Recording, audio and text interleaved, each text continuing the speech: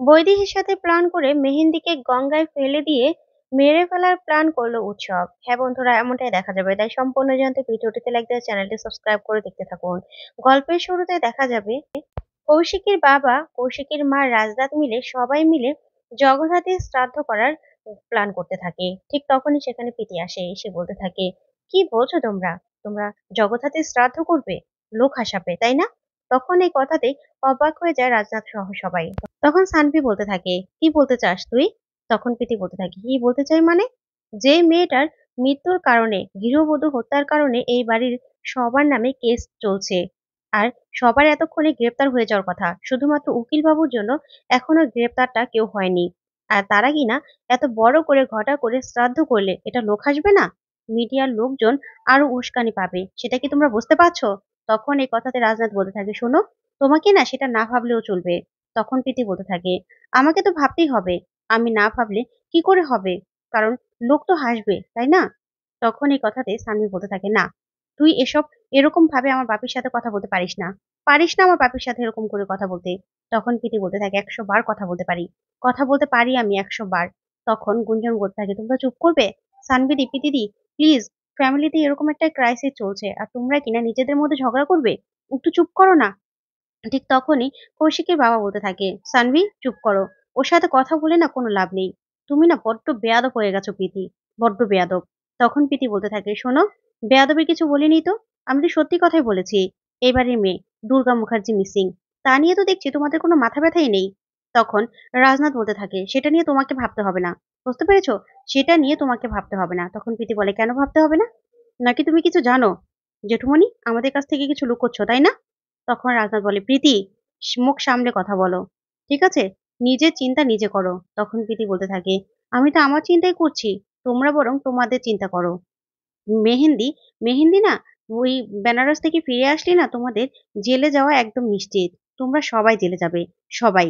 তখন এই কথাতেই রাজনাথ বলতে থাকে, তাহলে তো তুমিও জেলে যাবে প্রীতি, তুমিও জেলে যাবে, চিন্তা করো না। তখন প্রীতি বলতে থাকে, কৌশিকী মুখার্জি, তুমি, সবাই মিলে জেলে যাবে। তখন রাজনাথ বলে, আমাদের না কেউ কিচ্ছু করতে পারবে না, কেউ কিচ্ছু করতে পারবে না, শুধু বেনারস থেকে চাঁদও ফিরুক, তারপরেই দেখো তোমার ব্যবস্থা আমি করছি। তখন এই কথাতে প্রীতি বলতে থাকে, জেঠুমণি, তুমি আমাকে ভয় দেখাচ্ছ? তখন রাজনাথ বলে, না, আমি ভয় দেখাচ্ছি না। তুমি যে ইদানিং কি করছো সেটা কিন্তু আমরা সবাই জানি।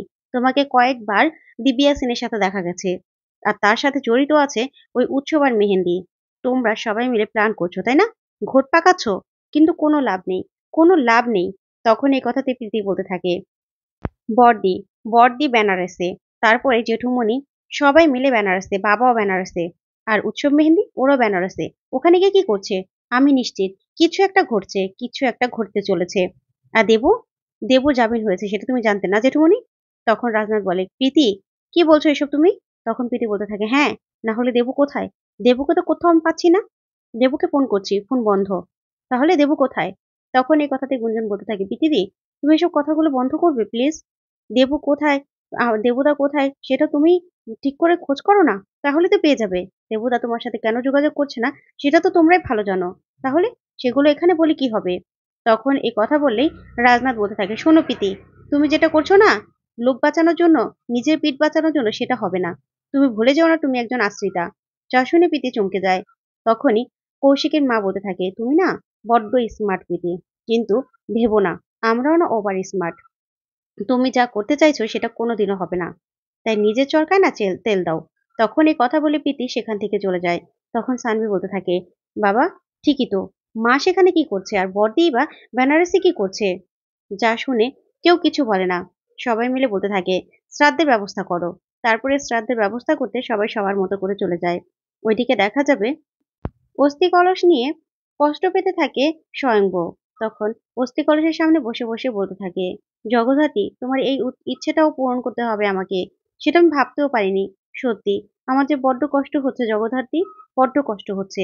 এই বলে অস্থি কলসের সাথে কথা বলতে থাকে স্বয়ংবর। ঠিক তখনই স্বয়ংবরকে ফোন করে দিব্যা। তখন দিব্যার ফোন দেখেই স্বয়ংবর রিসিভ করে বলতে থাকে, বলুন কেন ফোন করেছেন? তখন দিব্যা বলতে থাকে, আচ্ছা স্বয়ংবর, তুমি অস্থি বিসর্জন দিতে গেছো তাই না বেনারসে?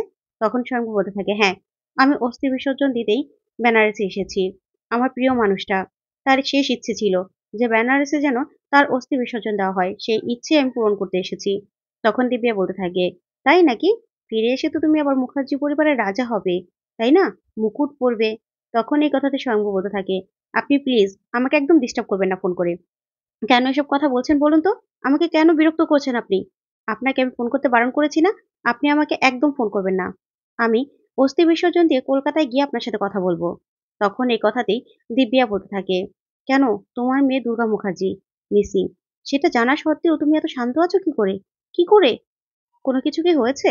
মেয়ের খবর জানো তুমি? তখন এই কথাটি স্বয়ম্ভু বলতে থাকে, দিব্যা সেন, মুখ সামলে কথা বলবেন আমার সাথে। আমি আপনাকে বলেছি না, আমাকে ফোন করে একদম বিরক্ত করবেন না। একদম না।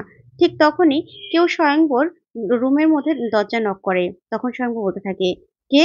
তারপর বাইরে এসে কাউকে দেখতে পায় না। একটা চিঠি পড়ে থাকতে দেখেই স্বয়ংভু চিঠিটা পড়ে পুরো অবাক হয়ে যায়। সেখানে লেখা থাকে যে সাবধানে থাকবেন। আপনাকে কেউ খুন করার চেষ্টা করা হচ্ছে। চারদিক থেকে আপনাকে ঘিরে রাখা হয়েছে। যা পড়ে স্বয়ংভু পুরো চমকে যায়। তখন দিব্যাকে বলতে থাকে, দেখুন আপনার সাথে আমি পরে কথা বলবো। তখন দিব্যা বলতে থাকে, তাই নাকি? কেন? তখন স্বয়ংভু বলতে থাকে, আমি অস্থি বিসর্জন দিয়ে কলকাতা ফিরে এসে আপনার সাথে কথা বলবো। তখন দিব্যা বলতে থাকে, তুমি তো আর ফিরবে না? তোমার সেই গঙ্গাতে বিসর্জন হয়ে যাবে। এই বলে দিব্যা ফোনটা রেখে দিলেই স্বয়ংভু পুরো চিন্তায় পড়ে যায় আর বলতে থাকে, কি বললেন উনি? আমার বিসর্জন হয়ে যাবে? ওইদিকে দেখা যাবে দেবু দাঁড়িয়ে আছে স্বয়ংভুর রুমের বাইরে। তখন মেননকে ডাক দিলেই দেবু বলতে থাকে, মেনন, স্বয়ংভর দিকে খেয়াল রেখো। আমার মনে হচ্ছে কেউ চারদিক থেকে ওকে মারার চেষ্টা করছে। ঠিক আছে? আমি যাই কৌশিকের কাছে। তখন এই বলে চলে গেলে মেনন বলতে থাকে, পুরো মুখার্জি পরিবার বেনারসে আছে। সবাই সবার মতো করে ছক কষছে। কিন্তু এর উপরে একজন আছে, সেটা কেউ জানে না। তখন এই কথা বলে মেনন হাসতে থাকে। অন্যদিকে দেখা যাবে চন্দ্রনাথ আর বৈদেহী বেনারসে এসে নামে। তখনই উৎসব বৈদেহীকে ফোন করে। তখন উৎসব ফোন করে বলতে থাকে, মম তুমি কোথায়? তখন বৈদেহী বলতে থাকে, এই তো বেনারসে আসলাম। যা শুনে উৎসব পুরো চমকে যায়। বলতে থাকে, মম তুমি বেনারসে কেন? কেন? তখন বৈদেহী বলতে থাকে, হ্যাঁ এসেছি। এসেছি এখানে পাপ মোচন করতে এসেছি। কিন্তু উৎসব তোর কাছে একটা জিনিস চাইবো, তুই দিবি? তখন উৎসব বলতে থাকে, কি মম? বলো কি? তখন বৈদেহী বলতে থাকে, না আগে তুই আমাকে কথা দে। তখন উৎসব বলে, বলো কি? তখনই বৈদেহী বলতে থাকে, তোর সাথে মেহেন্দি নেই তো? তখন উৎসব বলে, না মেহেন্দি নেই। তখন বৈদেহী বলে, মেহেন্দি নেই মানে? তোর সাথে তো মেহেন্দি গেছে তাহলে? তখন ওসব বলতে থাকে, শোনো মম, আমি না মেহেন্দির সাথে এসেছি। মেহেন্দি আমার সাথে নয়। মেহেন্দি এখন আর আগের মেহেন্দি নেই। আমাকে মেহেন্দির কোনো দরকার নেই। যা শুনে বৈদেহী বলতে থাকে, উৎসব পাপ মোচন করে নে বাবা। ওই মেহেন্দিকে জাস্ট একটা ধাক্কা। ও কিন্তু সাঁতার জানে না। এই গঙ্গার জলে জাস্ট একটা ধাক্কা দিবি। এই ধাক্কাতেই ও ভাসতে ভাসতে এক কোল থেকে আরেক কোলে গিয়ে ওর মরা দেহ উঠবে। যা শুনে উৎসব বলতে থাকে, মম কি বলছো? এই পবিত্র জায়গায় এরকম একটা ভয়ঙ্কর কথা বলো না মম। তখন বৈদিক বলতে থাকে, তুই আমাকে কথা দে বাবা, কথা দে। ঠিক তখনই মেহেন্দি সেখানে চলে আসে আর এসে বলতে থাকে, উৎসব তুমি এখানে কি করছো? আমরা যেখানে আছি এটা সবাইকে জানান দিচ্ছ?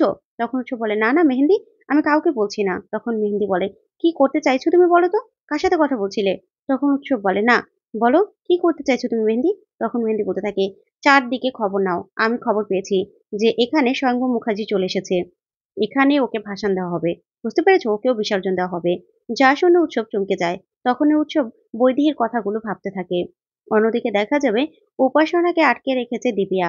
তখন উপাসনা বলতে থাকে, আমাকে কেন এখানে আটকে রেখেছেন? ঠিক তখনই সেখানে চলে আসে দিব্যা আর বলতে থাকে, উপাসনা কেমন আছো? খাওয়া দাওয়া করো।